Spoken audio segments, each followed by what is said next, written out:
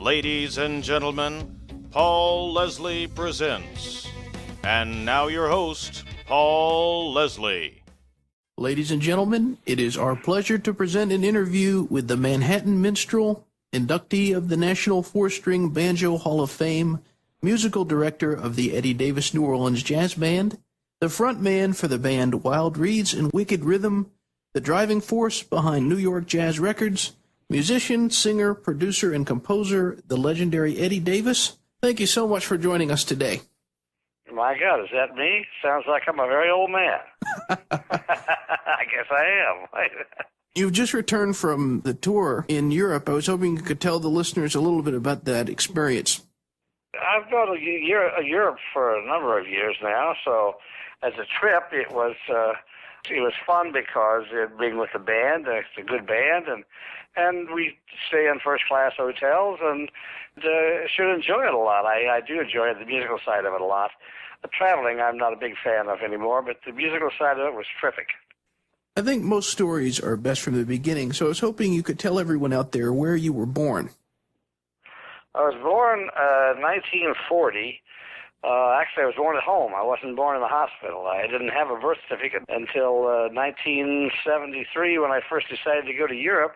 I asked my mother for a birth certificate, and she said, "You don't have one. You were born at home." And I said, "Well, that's great. I can't get a passport unless I have a birth certificate." So she had to go, and they had to make me up a birth certificate at that time.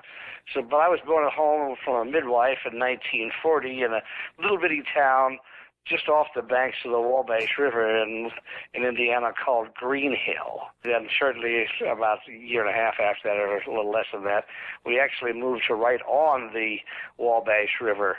So I kind of grew up on this very, very large estate of Purdue University. The university had a very large estate that had been given to them by this wealthy fellow out there. It was called Ross Camp. His name was Dave Ross, and my father was the caretaker of that property.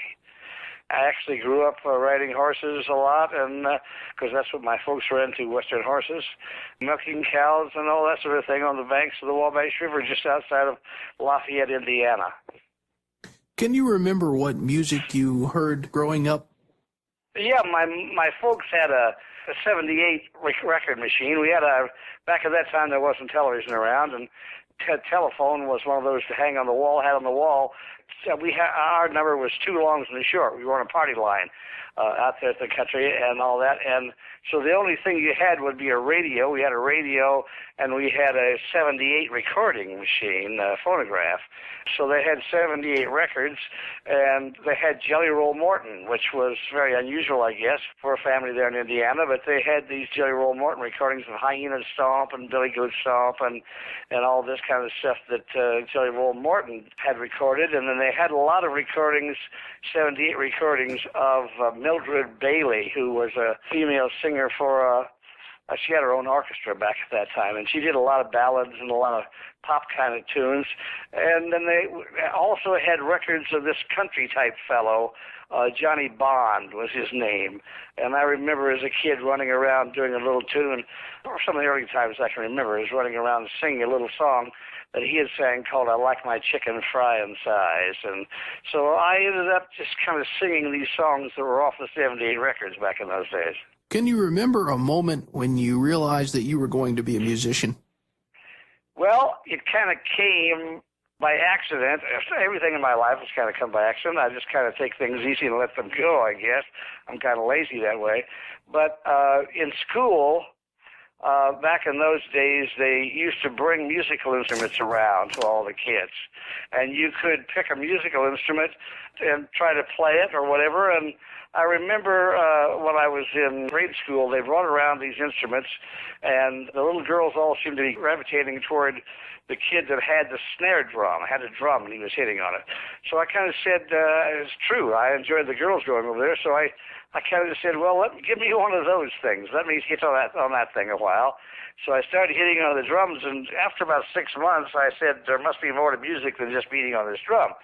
Now, I've always been a drummer. I've played drums for a lot of different groups, and here in New York City, the last group I really played drums for at any length was Vince Giordano, a fellow here that has had a large orchestra of the 1920s, 30s style for a long time. I played drums with him for a number of years when we first put a band together 40 years ago back here and all that. So I've always been a drummer, but at that point, about 6 months in to beating on this drum, I said there must be something else, so they showed me an set of orchestra bells, which was a glockenspiel thing that you play in a marching band, the metal bells that you ring. And I played those for a while, and I didn't think that was great, so they sent me over to the first class of the day. They had a small symphony kind of a thing. So they sent me over to that, and I started playing timpani drums because I wanted to learn about pitches and tones. So I started playing the timpani. And then they had a band room, and in there I used to pick up a lot of the different instruments and just kind of figure out how they were played. That's kind of what I've done always on an instrument. I've kind of looked at it, like, for example, I played trumpet for a while, and I could tell that it was a bugle that had valves on it. So what you got really is a chromatic bugle. You can play bugle calls in all 12 keys and chromatically up to the scale. And so I kind of figured that out, and I figured out how the woodwinds work the saxophones and all that, and how the reeds made the air vibrate, and then the brass, your lips, made the air vibrate. I just kind of figured all those different things, and so the band director used to let me just pick out an instrument and play it, whatever. If somebody was missing in the formation of the band, why, he would say, why don't you play the trombone today, or why don't you play the other? So I did that for a number of years, and it was very easy. And then when I was 14 years old, they said, why don't you play for this little dance band, play for some dances and things. I started doing it. The next thing I knew, the union said, if you're going to play these jobs around here, you have to be a union musician. So at the age of 14, I joined the union. And, of course, you can't join a union until you're 16, and they didn't tell me that till I got there. So then they made a special compensation to put me in the union when I was 14. And from then on, I just kind of played music because it was easy. At that time in that band, I was playing tenor saxophone. It was what they call a tenor band. It was 3 tenor saxophones, a trumpet, and rhythm section. And I was playing the second tenor saxophone part on that. So I just kind of went from thing to thing. And then at Purdue University, they had a Dixieland band going there. So when I was in high school at the local high school across the river from Purdue University and Jefferson High School, I just said, well, I'd like to play in that Dixieland band because they make more money. I was making $12 some change on a Saturday night for playing, like Friday and Saturday for playing 3 hours. So I could make $50 to $150 a night playing with this Dixieland band, and thought that sounded like a good idea. And they said, well, the banjo chair is available. You can play the banjo. And I said, well, what's a banjo look like? So I went down to the music store, and they gave me a banjo, and I learned how to tune the thing and started playing it, and went from job to job. And we used to play opposite the Kingston Trio and George Shearing's Jazz Octet, 4 freshmen, opposite all these comedians like Bob Newhart and Jonathan Winters and everybody like that. And it all seemed very fun and interesting, and so that's where it went. And when I got out of high school, I said, well, what'll I do? And they said, I went to Purdue for a while, for a year, studying forestry because that's where this Dixieland band was that I was playing with. And they said, well, why don't we start going to Chicago? We started playing in Chicago, and I learned there was a conservatory of music up there.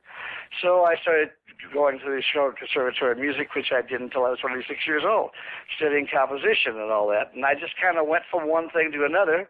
And music was always easy and fun, and here I am after all these years. And that's kind of the way to spend a life, I guess. Our interview is with Mr. Eddy Davis of the Eddy Davis New Orleans Jazz Band. Mr. Davis, what is it that you like about the banjo? Well, at first, I liked the banjo because it was an instrument to have fun on, express yourself.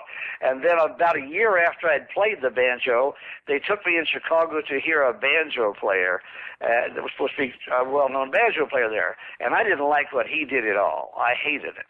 Banjo basically has a lot of time been considered what they either consider a 5-string instrument, but the 4-string is the one I play, the 4-string banjo, because that's the one that goes for the 1920s jazz, a tenor banjo is what I play. It was originally called a tango banjo because the tango banjos in New York back at the other turn of the century, before this last one, used to use that tenor banjo. It was brand new at that time, and they used it as an instrument for the violin and viola players to have a double on, because that's why it was invented. It tunes like the viola, which is the larger violin, an octave above the cello. When they took me to see this banjo player, he was one of these four-string guys that played what they called virtuosos at the time. And they did all these fancy, flourishing solo things. And it wasn't a thing on like how I like to just be like a minstrel and strum along and do whatever on the banjo, play and pick out little tunes. And I didn't like what he did at all. To this day, I'm not a fan of that kind of banjo playing at all. Banjo should be treated like a musical instrument, I've always said, like any musical instrument, saxophone or trumpet or anything else. You should be able to play anything you want to play on it in any way, shape, or form. It's been relegated to being a novelty instrument because guys will buy very fancy ones and they don't play very well, these guys. They're poor musicians, but they're older guys and they have fun being around on it. So the banjo has been a very maligned instrument throughout the years. It only had a great period for about 11 to 12, at the outside 15 years. In the 1920s up to about 32 or 34, the banjo was the instrument. It was in the very early jazz. It was in the top form of jazz. And that's when its heyday was. That was when it accompanied these jazz bands and did various things like that back in those days. After that, the guitar came into the bands and orchestra because of the advent of the electronics to the instruments. So the banjo dropped out. Before that time, they used the banjo because it could be heard through the horn section, and the guitar couldn't be really heard through the horn section. So that's why it was in there in that period of time. And so, like I say, it only had about 11 to 12 to 15 years, maybe, of its heyday, of its glowing time. And from that on after that, it became a specialty instrument, a novelty instrument. Now, I also liked and played a lot the period where they used it in the golden age of Broadway, where they used it in these pit orchestras and things. I did the shows of The Boyfriend and Hello Dolly and Mame at the Winter Garden Theater. I did all those kind of shows playing banjo and guitar, doubling banjo and guitar. So I liked that period because they wrote for it as an interesting period in an orchestra. And here in New York, I've also done a lot of the orchestral things that were written because in the 1920s, it was written for the Rhapsody in Blue with Paul Whiteman. I've done the 1924 jazz concerts of George Antheil, where they considered the bad boy of jazz. There was a Carnegie Hall concerts of that. We recreated all that kind of stuff. So there was a period where they tried to use the banjo in the orchestra, in the full symphony orchestra. Samuel Barber, various other people tried to use it in the orchestra. It came out of that same period came the 1920s also period of Kurt Weill, where he used it in his Mahogany Opera and all his shows that came from over there. By the time he came to New York and got into the theater, it had started falling out of the orchestra a bit until the period of the 50s and 60s when it came back into Broadway theater, when these shows I was talking about came back. Cabaret, I played that, all those kind of shows. So I enjoy the jazz era period. I enjoy what the banjo can do just as an instrument by itself, and I love that Broadway period of what the banjo had for those shows of Jerry Herman and those various people that did that style, brought that style of banjo into Broadway. Our interview on this episode is the legendary Eddy Davis. Mr. Davis, I wanted to know, as far as banjo players, who would you say are your greatest influences? Like I say, the way I play the banjo is I kind of picked it up, and I knew a bit about what they call music theory, the theory of music and the structure of chord harmonies and things.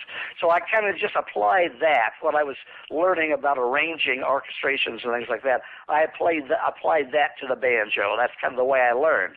But after I was listening to banjo players and seeing what was going on, it was a 1959 late recording of Elmer Snowden, who had the original orchestra, the Washingtonians of Duke Ellington.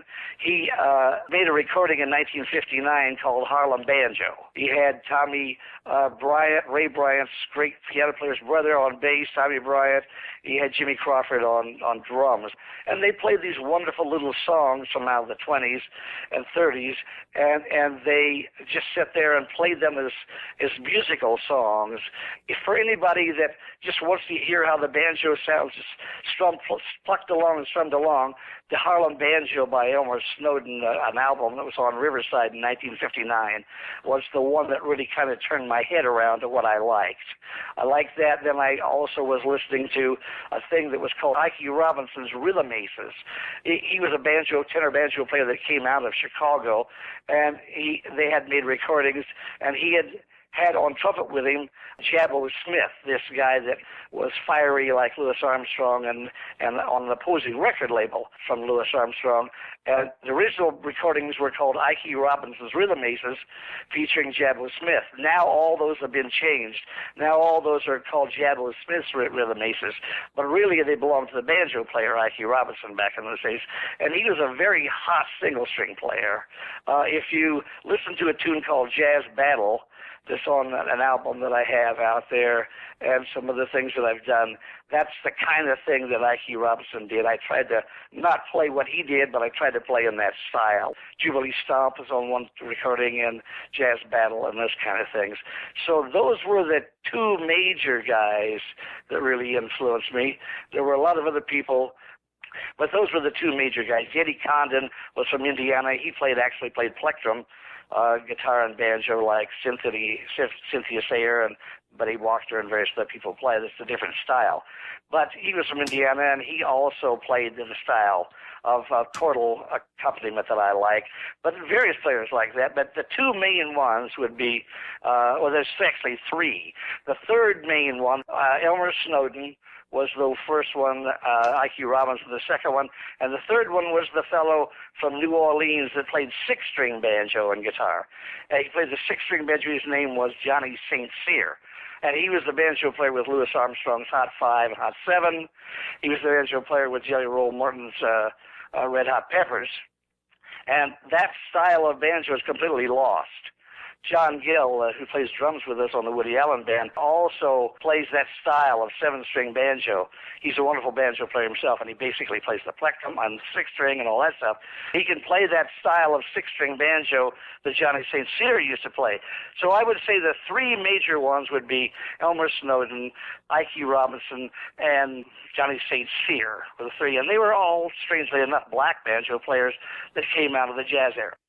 I wanted to ask you, on a lot of your recordings, you had mentioned earlier that the banjo should be treated like any other instrument. You can play anything you like. And some of your compositions are in styles that it's very interesting to hear banjo on, very pretty stuff. You have a couple songs that you've composed, bossa novas, sambas, etc. So I was wondering, as far as songwriting, is there a certain style of music that you try to emulate with your own music? Well, yes.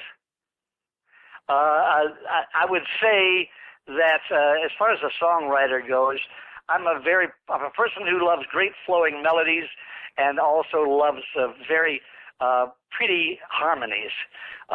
So that's where the sambas and the bossa novas come in. In the 1960s, when I was going to music school in Chicago, I was a composition major there. I heard my first stuff with Stan Getz on saxophone and Charlie Bird on guitar, and then the next stuff that came with Stan Getz on guitar, on saxophone, and João Gilberto singing and playing guitar and singing out of Brazil, playing those tunes by Antonio Carlos Jobim, and that sort of thing. I heard that, and that style of musical composition was beautiful melodies with these very exotic, wonderful, warm harmonies, and that really took my heart. I really liked that. I wanted to go to Brazil instantly in the 60s, but I didn't have the money. I was in music school. I was draft age, and had I left school, I'd have been drafted by the Army and all that kind of stuff. And so basically, I didn't get the chance really. Now, every time one of those people came around Chicago, I would jump in and catch that music and all that. So that style of whatever, I do write a lot in that. Otherwise, I'm a classical. They didn't have jazz schools back then when I was going to school in the 60s, and they in the late 50s and 60s. So therefore, what I went to was a standard classical conservatory.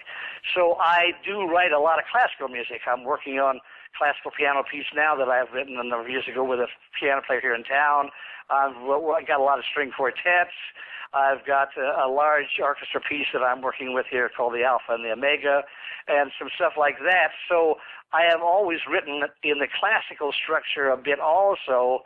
I think I'm a bit tinged by harmonies in there also and whatever, but I've written all styles. I do then try to write in the style of earlier jazz because I love that. So I've written a lot of little tunes like Hoagy Carmichael writes, or like early Johnny Mercer writes, or a fellow by the name of Willard Robeson wrote whistle stop music. He was from Hannibal Mo, Missouri.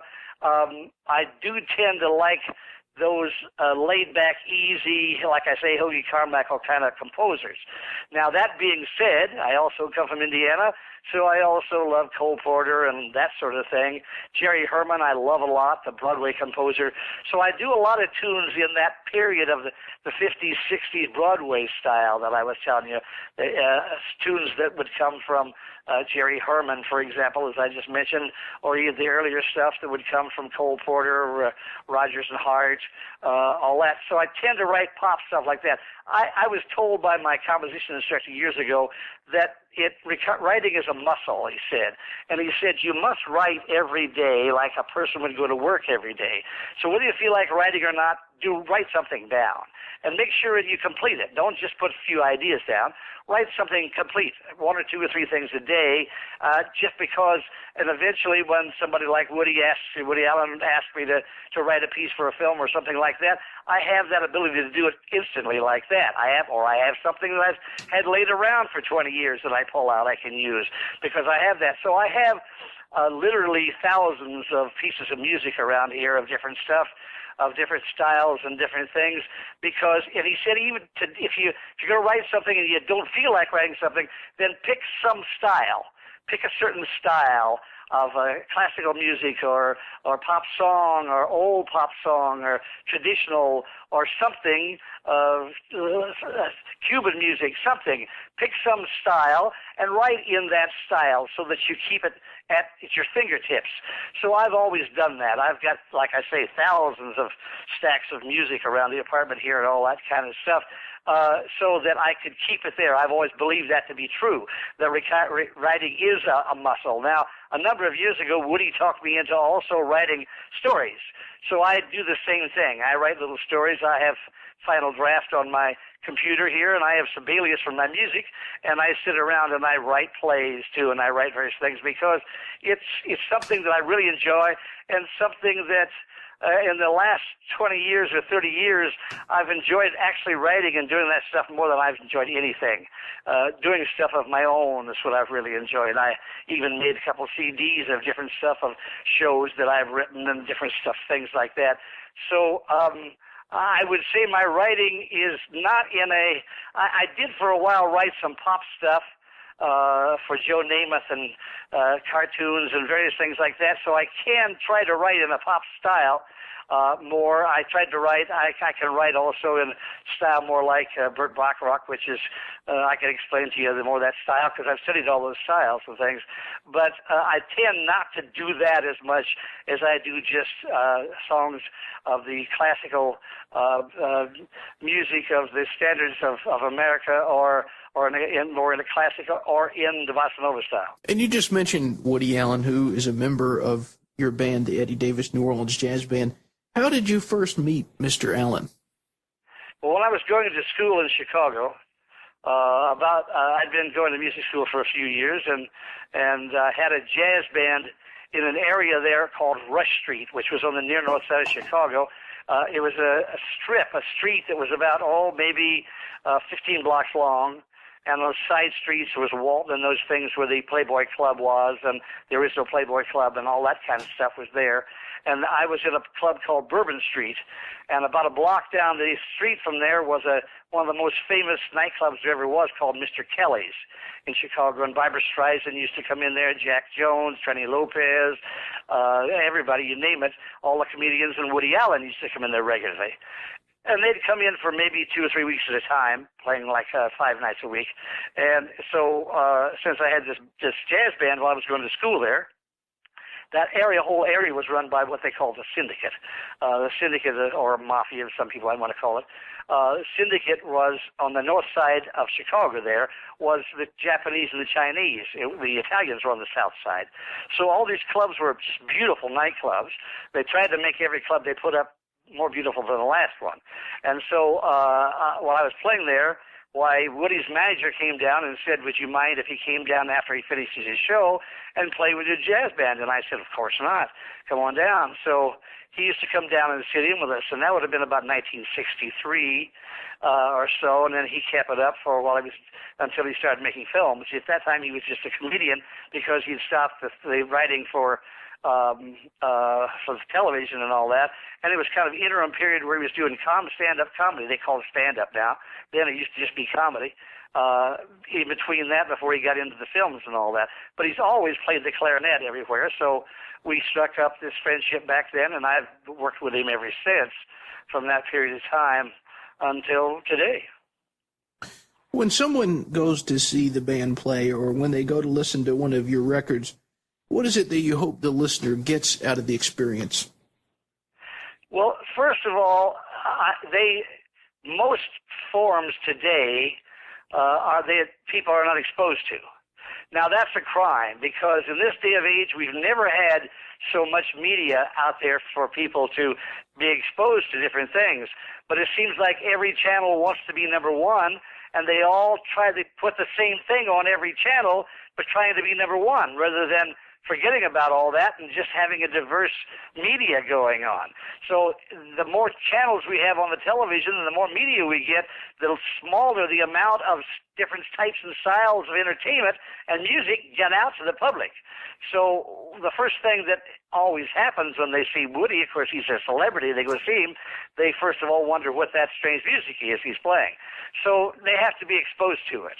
So the stuff that I do, whether it be classical or whether it be whatever, general people have to come to it rather than it being given to them, because the masses of the media don't do those things. They have this very narrow thing where they build a celebrity, usually an 18-year-old celebrity or a very young celebrity, and they put that on the market, and it's a built product rather than something that has to do with a talent.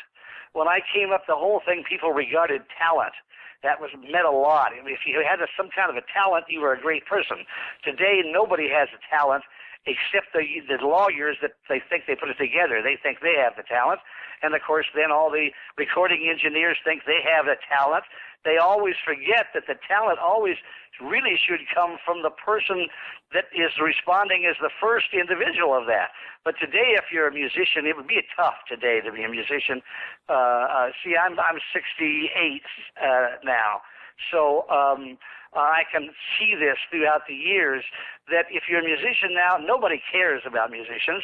They want to take a musician, tape him, put him on some kind of a tape, and then they use that tape to take some young celebrity-type person and make them into a mold. They have to look a certain way. Today, Ella Fitzgerald couldn't even get in the door. She's one of the great singers of all the time, but she couldn't even get in the door of an audition because she wouldn't look right. So that wouldn't happen. Louis Armstrong's couldn't happen today, because you can't have instrumentalists who do things, because that doesn't work today. Everything has to be a vocal. So the market has gotten so narrow that the kind of music that I want to write and I can play is a very underground type music. So the main thing I enjoy is seeing the faces of people finding something new that's really quite old, that they should be able to find easily, and they can't. The listeners out there, they can find some of this music that is much neglected by our media on NewYorkJazzRecords.com. There's some of your records on there. There's a song I wanted to ask about in particular that you recorded called Calypso Joe. I was hoping you could tell us about that song. In writing various different songs, like I mentioned, sambas and bossa novas, I also like all of what used to be popular in the 1930s and 40s in the motion pictures, of all the different styles they brought in to the films, and the rumbas and the mambos and all the different stuff calypsos and the different things of the styles of the Latin music that they brought in back in those days. Today, once again, that's all been changed.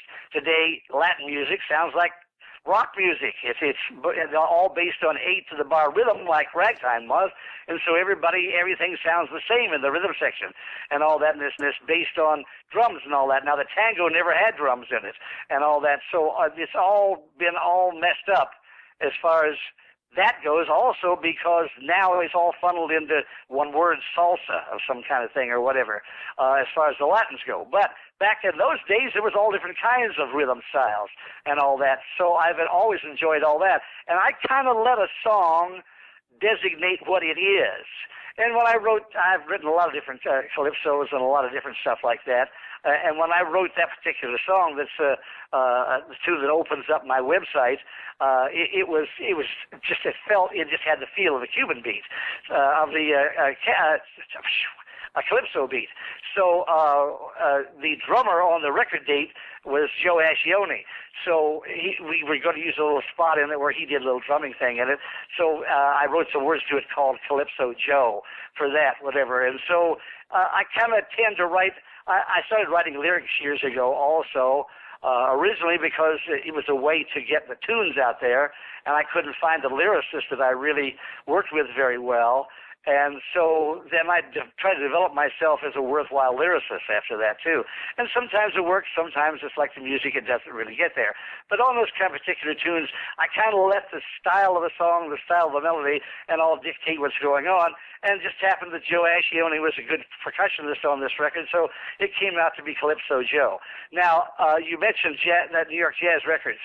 How that came about is a number of years ago, 30 years ago or so, I was involved with a guitar player here in New York City. That it was an amateur kind of guitar player, but he was a millionaire. He invented things. He invented the ball and band roll-on and the pumps on the bottles of Glass Plus and all that kind of stuff. And he played very adequate rhythm guitar, and we had fun.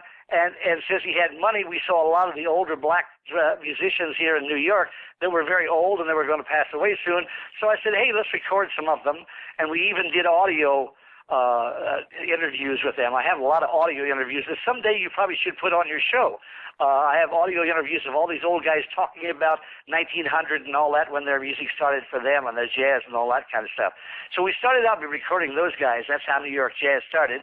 He eventually passed away and left the whole thing to me, and so I kind of did a lot of things that had to do with my music at that point. But originally the idea was to do the older musicians here in New York that were going to pass away. That's how that started. One of the records on New York Jazz Records, it's an album you did with Colonel Fowkes, and it's called Out of Woody Allen's New Orleans Jazz Band Comes Eddy Davis and Colonel Fowkes performing selections from his motion pictures. I was hoping you could tell us about that. That's a very interesting concept.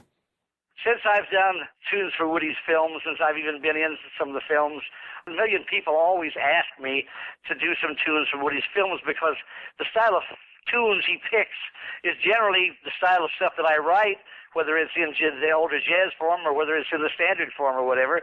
And so Woody have always been in a connect there together with all that kind of stuff. So when we were going to Colonel Fowkes and myself, the piano player he's a wonderful bass player also, but the piano player with the Woody Allen Band now, when we decided to go to Barcelona 2 summers ago when Woody Allen was going to do the film Vicky Cristina Barcelona or something like that. Yeah, Vicky Cristina Barcelona. When we decided to go over there and do that, Woody said, why don't you come over and play a club? And I knew of this wonderful hotel, the Casa Fuster over there, and I knew of that beautiful room they had, and so I called them and said, look, we want to come over and play because Woody wants to drop in 2 or 3 times a week and play. I said, you can't advertise that Woody's going to drop in because he doesn't want to do that because he doesn't want to be put on the spot to be there any particular nights. And they said, fine. And they did that. So we played 2.5 months 2 summers ago while he made the film over there. Now we're going to do something similar to that to this summer when he does a film wherever he does it, maybe Paris or wherever. Since all these people were asking about all that stuff, I said to Connell, I said, why don't you come over and between the two of us, we'll write a bunch of little arrangements of these different tunes that are in the Woody Allen films. So we took all the tunes that Woody had in all the films. Eddie gave us all the names of everything and all that. And we kind of picked out little tunes that we would do 8 bars or 10 bars of and go on to another tune and make a kind of a little mini concerto out of each film kind of a thing for the song. So that's the way we look at it. We look at it when we perform them, because we do perform all those things that same way. We look at them as kind of a little mini concerto of each film that's in there. So we took, I think, probably 14 or so films, maybe more, and we did these little mini concertos, and then I recorded them. We put them on an album, because we were going to be there anyway, and it seems to be received quite well. Is there a member of the Eddy Davis New Orleans Jazz Band that you feel closer to? I feel close to Connell Fowlks because we do a lot of work together, just the two of us. Now, Connell is the latest guy that's in the band. He came in about 8 years ago or so. Cynthia Sayre was playing piano with us back in those days, so he actually started playing bass first. Now, Cynthia is really a banjo player, and she always wants to be traveling as a banjo, but originally she had played other instruments, and piano being one, and percussion, drums being another, and all that. So since I really couldn't get a piano player here in New York that played in the old style, they all played a more flowing, more full piano, I said to Cynthia, would you just kind of bang on the piano like you're playing a second banjo and get that New Orleans-style piano, which before, when Lil Hardin Armstrong, Louis's second wife, was playing, and those people back then, they did what they called spanking the piano. They just played chords on the piano and bounced it along, bass line to chord hand. Then when she was replaced by Earl Father Hines, he changed all that jazz. He brought in modern jazz piano. And he brought in this full fluid playing, which things would happen with just duets between he and Louis Armstrong at that time, and that sort of thing. And Louis Armstrong changed the style of trumpet playing, not that he appreciated it. He didn't particularly like bebop and things that came after that, even though he loved Dizzy Gillespie and all that. The style of piano I wanted was that early style. So Cynthia could do that because she knew the piano. So she played piano with us for a number of years, and then Connell was on bass, and Cynthia kind of wanted to go back to being banjo and doing her other stuff. And Connell was such a good piano player at the time and all that, it kind of let us breathe another direction for a moment. So we switched Connell over to piano. Now when somebody in the band is missing or whatever, sometimes Connell is gone, Cynthia plays piano. Sometimes bass player's gone, Greg Cohen. Connell will go over and play the bass, and Cynthia will come in piano. So she's still in and out of the band quite regularly and all that. And the trumpet player, Simon Wettenhall, has been with it all the time. John Gill was originally the original drummer on it. Now, he left 2 or 3 times and went other places, and now he's back. The original trombone player was Dan Barrett, who's on the West Coast now, wonderful trombone player. When he left after the first tour, Jerry Zygmunt, who's on now, came on the band. He fit the band just perfectly, and he came on. He lives upstate Connecticut and all that, so he drives quite a ways to be part of the whole thing. But these guys love being part of it. So he's been with it for a long time. I say we had replaced John Gill with Rob Garcia here in New York, which is a wonderful young drummer, and Pat Carmichael, another wonderful young drummer from here in New York on various different occasions, but John is back now. Greg Cohen was the original bass player. Greg, I met with Tom Waits when I used to travel with Tom Waits on the road and with Leon Redbone, with John Prine and various different people like that. Greg came from the West Coast. He's younger than I am or so, but I met him as a young kid. He and Tom Waits married sisters, and so he stuck in and did a lot of arrangements for Tom Waits. So the nucleus has always been very strong musicians that understood the style that Woody wants to play, which is a fairly narrow Dixieland style. And the actual original word was jazz. That's where the word jazz came from. Originally it was J-A-S-S, jazz. It is jazz originally. Now, they've used the word jazz for every other form. They shouldn't have. So when they got into modern and bebop and all that is jazz, they kind of brought up the word Dixieland for the earlier stuff. That's not the original term. That's a later term. And Dixieland is not really what we play. We play a more narrow style of early jazz than that. Well, as you can tell, I feel very close to all of them. Yeah. Because they all understand music well. Like Simon Wettenhall on trumpet is a wonderful bebop trumpet player and all that. But I want him not to do that. I want him to do the style of what's going on. Now, Jerry Zygmunt is pretty much in this style, period. The others have all done various different things. The drummer John Gill played for years on the West Coast with a guy by the name of Turk Murphy who had a style of jazz out there. So I love them all. The one that I kind of am the closest to because I travel with him and because if you cut down to small groups, the piano is like an orchestra in itself, is Connell Fowlks. And we really kind of think a lot alike. For me, he is the best piano player I have ever worked with. Connell and I can what they call fit together well. He and I can fit together. We think harmonies alike. We're not just stuck in one style. I'm doing a samba album now that using him on, and will be, which contains half real Brazilians doing it, and Greg Cohen's producing it on the bass. He's one of those kind of guys that I can push a button and he knows which direction I want him to go. And he's always in that period and in that style. He can do most anything I want him to do and push a button. So I would say that as of the last 8 years since Connell Fowles, or 10 years since he's been in New York, he and I have become very close, so they're hooked at the hip, because we can do a lot of projects together, and he fills the bill on almost anything I want to do. And a charming guy at that. Yeah, perfect. Wonderful fellow. What is it that you like about music? At first, I liked it because it was fun and easy, and it was easy for me to do. I could understand it. I enjoyed what it did. Throughout time, as it changed and became a very narrow form of music in itself and various things, I've kind of not liked that. When you consider music, all forms of music, whatever, you can really take your personality and put it into music.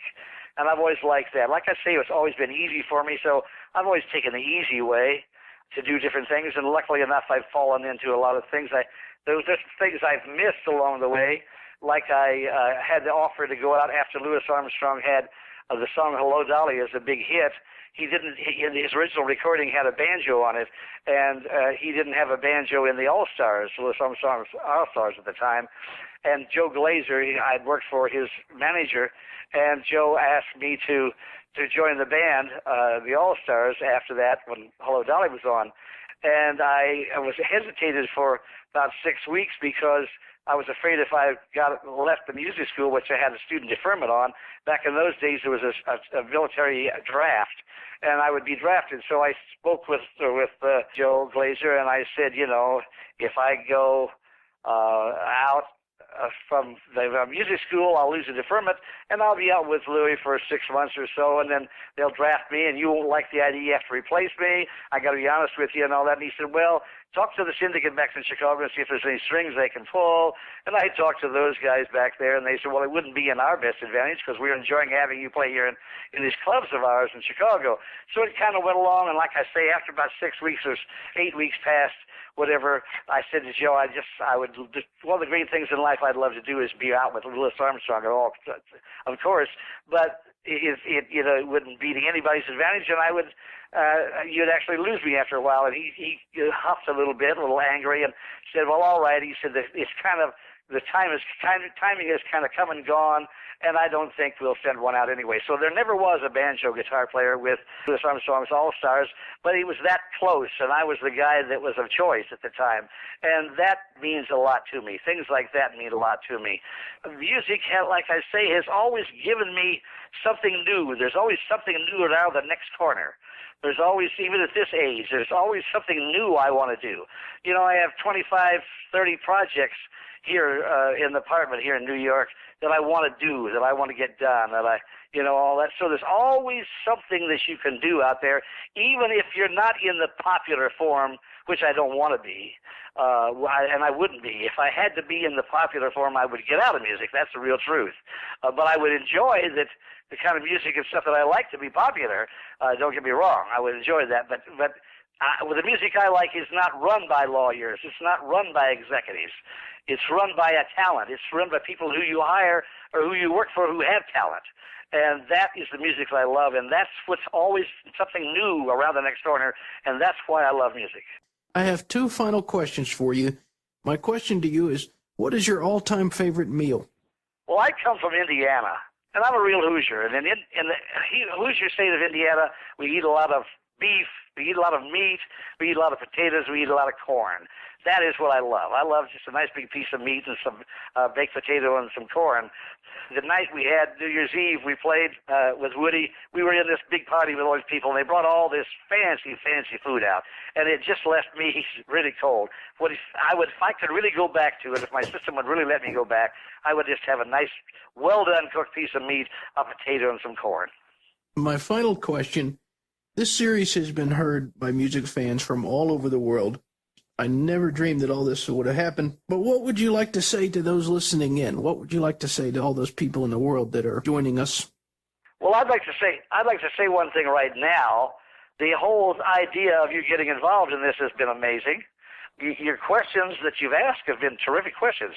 We often get asked questions all the time, people coming around, because Woody will send us out to answer questions rather than him doing it himself. He doesn't want to do that. So when we are approached by people of media of all forms, they usually ask just very inane questions, and they're usually always about Woody, never about the music that he likes to play and all that. So that's another reason he doesn't particularly like to do the interviews. So, but your questions have been I've enjoyed it very much, to be honest. I didn't know what it would be like when we first talked and all that, and I've kind of hesitated doing the whole thing. But Woody, I've talked to Woody lately. He enjoyed your stuff a lot, and he said he really is glad that some people out there are trying to keep some of this music going and all that. And he appreciated that for the idea that what you were doing and all that. So first of all, I want to say to your radio station that it is not usual what you're doing. And I really appreciate the idea of you doing it, and I like the idea that you're finding something in it, because that's what I said about the music. I want people out there to find something that the media is not giving them, that the world is not giving them. And so I hope that anybody that hears your station or listens gives it a listen to the idea with an open mind as to the way I said, there's always something new around the corner in music. That's what I would like them to look at. There's always something new out there that I can hear and might enjoy. So that's kind of what I hope the world will do. Listen to all these various different forms, not just ours, but polkas, anything under the sun, marches, Sousa marches have been lost, all that kind of stuff. You know, music of Leroy Anderson out of Connecticut, all that stuff. I want people to find that, and I would hope that stations like yours and like could do the best they could to try to expose all that different stuff to these people who might really enjoy it if they had a chance to hear it and get involved in it. Well, thank you very much. That really means a lot for you to say all that. And it's been a pleasure speaking to you, and I hope to see you guys perform again sometime. All right. And if you ever do any kind of thing on bossa novas or sambas or anything like that, I'd love to get involved in that, because that's a whole other world I do. I love that kind of stuff, all other kind of music, classical, any kind of thing. So now that I've done it, I know I hesitated at first, but now that I've done it and I've enjoyed your interview, if there's anything else you want to interview about, any other kind of thing or whatever, why, don't hesitate to give me a call. The possibilities are endless. And say hello to that lovely lady that you had with you in the club just before we went to Europe for our tour. Actually, Bonnie said that she wanted me to say hello to you. All right. Very attractive lady, and you're a lucky man to be able to do what you're doing here. I'm enjoying what you're doing.